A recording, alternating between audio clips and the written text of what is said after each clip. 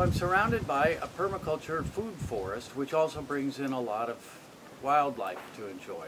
We've got guava trees, almendro del monte, the Cortez amarillo directly behind you, and for the late season treat for the monkeys, a cashew tree that they really like in April.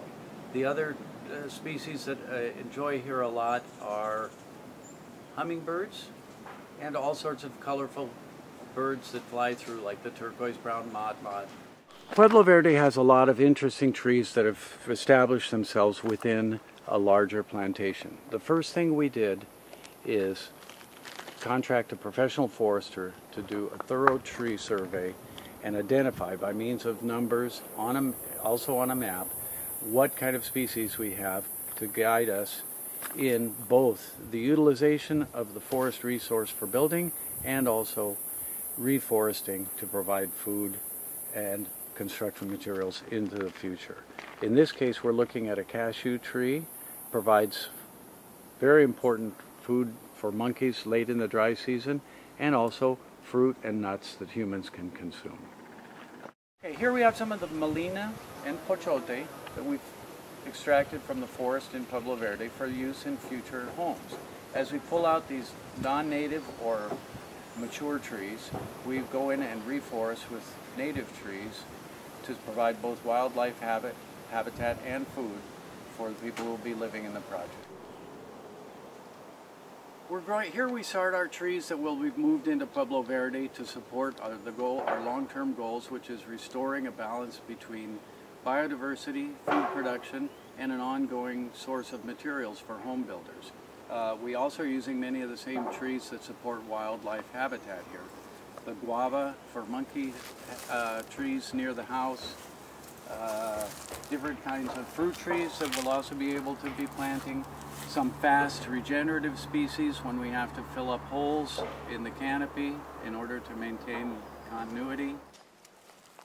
Pueblo Verde is built in a micro watershed that's part of the larger Nandamojo watershed.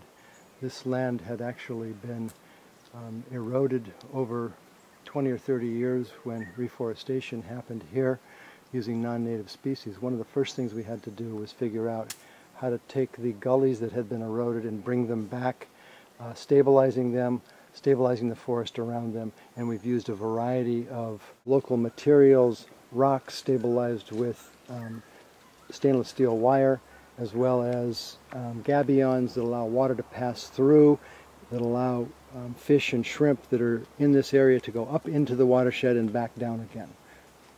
This is the bottom of the stream coming out of Pueblo Verde. There's not much water in it right now because it's the dry season, but in the wet season it actually flows fairly swiftly. In this area we've built some chinampas, or raised bumps, that hold back the water, hold back the sedimentation, allow the water to infiltrate into the aquifer and recharge our well. One of the key issues here in this area is conservation of water and reuse of water. So we've developed a living machine test program where we're actually using sewage and septage water to recycle through biological filters and testing them both in tanks and in constructed wetlands. This is the stump of a malina tree. It's about 30 years old. It was harvested to provide wood for the building at Pueblo Verde.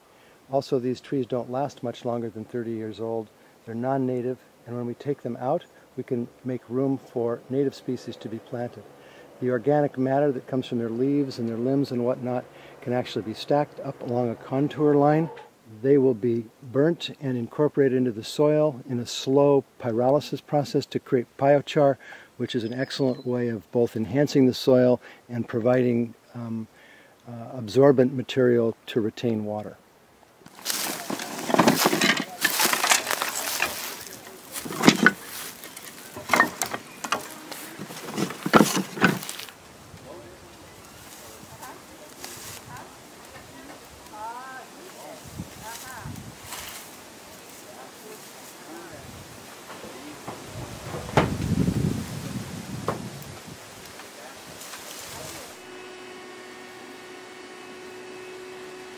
Pueblo Verde is one of the first developments to consciously apply the use of biochar or carbonized forest residue in our soil.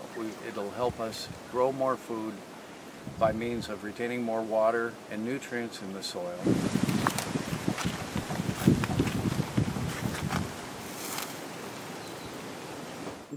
Next to Pueblo Verde is El Centro Verde, which is a center for education on sustainable agriculture, permaculture, organic farming.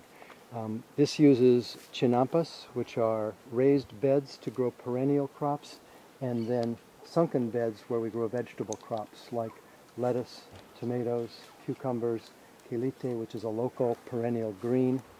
So in the wet season, this vegetable area is full of water. In the dry season, the sediment that's left behind, the organic matter that's left behind, makes the soil more fertile, and we're able to grow food.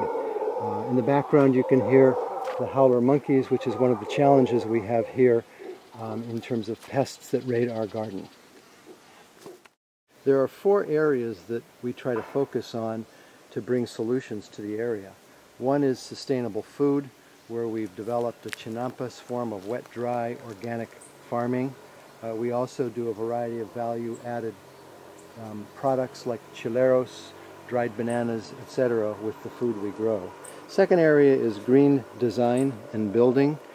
In this case, we take both traditional design and contemporary energy-efficient design and bring it together to try to build buildings made out of local materials. We also look at water conservation in terms of all the buildings that we use, whether it's water saving or gray water management or smart irrigation. Third area is land restoration, where we look at taking forest area here and putting mixed species native plants back where they used to have monoculture trees. We also are focused on water restoration, both for our small projects here as well as the whole watershed.